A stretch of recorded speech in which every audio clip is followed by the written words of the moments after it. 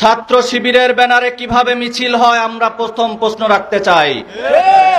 সেই মিছিলে যদি ছাত্র শিবির প্রথম অন্যায় করে থাকে তাহলে গোটা চট্টগ্রামের সমস্ত ছাত্র দলের ক্যাডাররা, সন্ত্রাসরা ছাত্র দলের ব্যানারে, সিটি কলেজের ছাত্র দলের ব্যানারে কিভাবে সেই ছাত্র শিবিরের মিছিলের উপরে হামলা করে, এটা আমাদের দ্বিতীয় প্রশ্ন। ছাত্র শিবির এবং ছাত্র দল উভয় আধিপত্য বিস্তারের জন্য, দখল আধিপত্যের জন্য তারা এই মারামারিগুলো করছে, কোনো আদর্শের জন্য করছে না। অতএব আমরা বলি তাদেরকে বয়কট করে ইসলামী ছাত্র আন্দোলন বাংলাদেশের পতাকা তলে আসেন। ইসলামী ছাত্র আন্দোলন বাংলাদেশ আপনাদেরকে আহ্বান জানায়, ক্যাম্পাসে সুষ্ঠু শিক্ষার পরিবেশ, শিক্ষা প্রতিষ্ঠান নিরাপদ করা, ক্যাম্পাসে শিক্ষক এবং শিক্ষার্থীদের মধ্যে একটি সুন্দর পরিবেশ বজায় রাখার জন্য ইসলামী ছাত্র আন্দোলন বাংলাদেশ হতে পারে আপনার জন্য একটি সুন্দর নিরাপদ আশ্রয়স্থল। যেই সময়টাতে সংসদে 50-50 ভাগ বাটোয়ারা চলছে বিরোধী দলের সাথে, সেই সময়ে প্রধান সংসদীয় দলের সোনার ছেলেরা গোটা বাংলাদেশের ক্যাম্পাসগুলোকে অস্থির করার জন্য সন্ত্রাসী কার্যক্রম শুরু করেছে, কিন্তু সংসদে তারা এটা নিয়ে কোনো কথা বলছে না। শিক্ষা প্রতিষ্ঠানে চলমান সন্ত্রাসের প্রতিবাদ, নিরাপদ ক্যাম্পাসের দাবিতে আজকের এই সন্ত্রাস বিরোধী পদযাত্রার সংগ্রামী সভাপতি, উপস্থিত বাংলার শান্তিকামী মুক্তিকামী ছাত্র জনতার প্রিয় সংগঠন ইসলামী ছাত্র আন্দোলন বাংলাদেশের নেতাকর্মীরা, সংগ্রামী উপস্থিতি, আমরা দেখেছি চট্টগ্রাম সিটি কলেজ 5 আগস্ট পরবর্তীতে রাজনীতি মুক্ত ক্যাম্পাস হিসেবে ঘোষিত হয়েছিল। সেই রাজনীতি মুক্ত ক্যাম্পাসে ছাত্র শিবিরের ব্যানারে কিভাবে মিছিল হয় আমরা প্রথম প্রশ্ন রাখতে চাই। সেই মিছিলে যদি ছাত্র শিবির প্রথম অন্যায় করে থাকে তাহলে গোটা চট্টগ্রামের সমস্ত ছাত্র দলের ক্যাডাররা ছাত্র দলের ব্যানারে, সিটি কলেজের ছাত্র দলের ব্যানারে কিভাবে সেই ছাত্র শিবিরের মিছিলের উপরে হামলা করে, এটা আমাদের দ্বিতীয় প্রশ্ন। অতএব আমরা মনে করি এই ঘটনায় উভয় ছাত্র সংগঠনের সমান দায় রয়েছে। রাজনীতি মুক্ত ক্যাম্পাস ঘোষণার জন্য আপনারাই সবচেয়ে বেশি ভূমিকা রেখেছিলেন। আমরা তো মনে করছি রাজনীতি মুক্ত ক্যাম্পাস ঘোষণা করে ভিতরে ভিতরে আপনাদের একক কার্যক্রম প্রতিষ্ঠা করার জন্য আপনারা পায়তারা শুরু করেছেন। আমরা পরবর্তীতে দেখলাম পাবনায় আবারও ছাত্রদল এবং ছাত্র শিবির শিক্ষার্থীদের নাম দিয়ে, সংগঠনের নাম দিয়ে তারা হামলা এবং সংঘর্ষে জড়িয়েছে। আমরা স্পষ্ট করে বলতে চাই, নারায়ে তাকবীর স্লোগান বাঙালির মুসলমানের অন্তরের স্লোগান, হৃদয়ের স্লোগান। এই স্লোগান ব্যবহার করে যারা হামলা এবং সংঘর্ষে জড়ায়, বাংলার মুসলমানদেরকে তাদেরকে প্রতিহত করতে হবে। নারায়ে তাকবীর দিয়ে যদি কেউ হামলা এবং মামলা সংঘর্ষে জড়ায়, এটা বহির্বিশ্বে মিডিয়ায় ফ্রেমিং করার সম্ভাবনা থাকে। অতএব আপনারা জেনে শুনে এই কাজ করেন, আপনারাও কিন্তু অন্যায়ের সাথে জড়িয়ে গিয়েছেন। আমরা পরবর্তীতে দেখলাম ঢাকা বিশ্ববিদ্যালয়ে তুচ্ছ ঘটনাকে কেন্দ্র করে বারবার মব হয়েছে।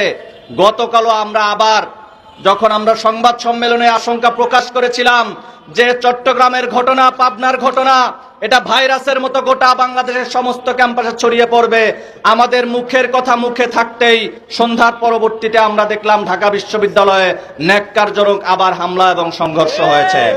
আমরা মনে করি বাংলাদেশের সাধারণ শিক্ষার্থীরা যারা নাকি ক্যাম্পাসে পড়াশোনা করতে আসে, শিক্ষা প্রতিষ্ঠানের সুষ্ঠু সুন্দর পরিবেশ থাকবে এই আশা করে শিক্ষা প্রতিষ্ঠানে নতুন করে 5 আগস্ট পরবর্তীতে শুরু করেছিল।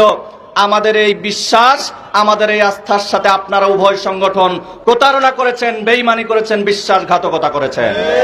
সংগ্রামে উপস্থিতি, আমরা দেখেছি সংসদে ভাগ বাটোয়ারার নির্বাচনে অংশ নিয়ে জিতে সংসদে মাননীয় প্রধানমন্ত্রী 50-50 ভাগ বাটোয়ারা করছেন, আমরা মনে হয় দেখেছি অনেকেই।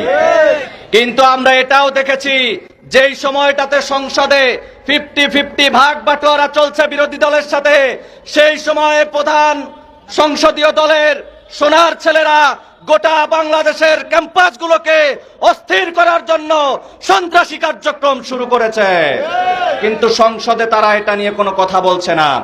আমরা দেখেছি স্বরাষ্ট্রমন্ত্রী, তিনি অনেক সংবিধান বিশেষজ্ঞ হয়েছেন, ওনার যেই বিভাগ রয়েছে স্বরাষ্ট্র মন্ত্রণালয়, 2026-এ সরকার গঠন হওয়ার পরে সবচেয়ে ব্যর্থ মন্ত্রণালয় হিসেবে স্বরাষ্ট্র মন্ত্রণালয়কে আমরা ধরতে পারি। কিন্তু উনার এটা নিয়ে কোনো মাথা ব্যথা নেই। উনি আছেন সংবিধান নিয়ে, উনি আছেন অন্যান্য সমস্ত মন্ত্রীদের প্রোটেকশন নিয়ে। আমরা বলতে চাই, অনতিবিলম্বে রাষ্ট্রের আইন শৃঙ্খলা পরিস্থিতি, রাষ্ট্রের যে আইন শৃঙ্খলা বাহিনী, এদেরকে যদি জনগণের জন্য, দেশের জন্য, রাষ্ট্রের জন্য ব্যবহার করতে না পারেন, আপনি অনতিবিলম্বে পদত্যাগ করেন।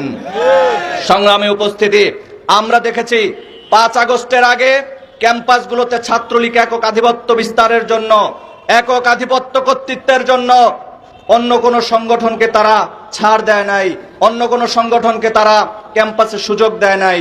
5 আগস্ট পরবর্তীতে আমরা নতুন বন্দোবস্ত চেয়েছিলাম।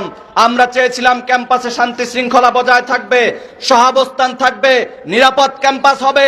কিন্তু 5 আগস্ট পরবর্তীতে একক কর্তৃত্বের নেশায়, এককভাবে রাজনীতি করার নেশায় রাজনীতি মুক্ত ক্যাম্পাস ঘোষণা করার একটি সেন্টিমেন্ট তৈরি করা হয়েছিল।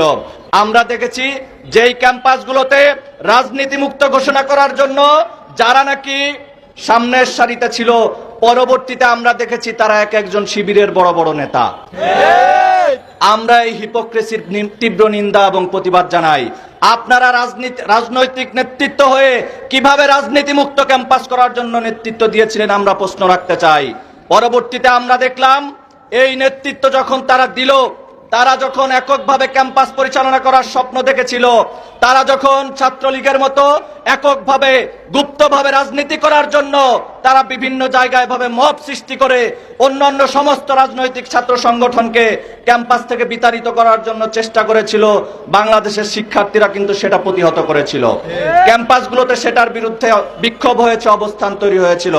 অতএব আমরা মনে করি বাংলাদেশের ছাত্র রাজনীতিতে গুণগত পরিবর্তন করার জন্য ইসলামী ছাত্র আন্দোলন বাংলাদেশ কাজ করে যাচ্ছে। আপনাদেরকে আহ্বান জানাই, উভয় দলকে আমরা আহ্বান জানাই, আপনারা সংযত হন, আপনারা সংযত হন।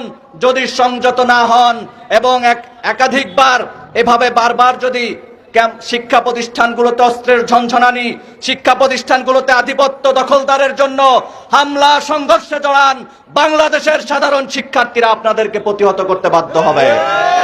সর্বশেষ বলতে চাই, ছাত্র শিবির এবং ছাত্র দল উভয় আধিপত্য বিস্তারের জন্য, দখল আধিপত্যের জন্য তারা এই মারামারিগুলো করছে, কোনো আদর্শের জন্য করছে না। অতএব আমরা বলি, তাদেরকে বয়কট করে ইসলামী ছাত্র আন্দোলন বাংলাদেশের পতাকা তলে আসেন। ইসলামী ছাত্র আন্দোলন বাংলাদেশ আপনাদেরকে আহ্বান জানায়, ক্যাম্পাসে সুষ্ঠু শিক্ষার পরিবেশ, শিক্ষা প্রতিষ্ঠান নিরাপদ করা, ক্যাম্পাসে শিক্ষক এবং শিক্ষার্থীদের মধ্যে একটি সুন্দর পরিবেশ বজায় রাখার জন্য ইসলামী ছাত্র আন্দোলন বাংলাদেশ হতে পারে আপনার জন্য একটি সুন্দর নিরাপদ আশ্রয়স্থল।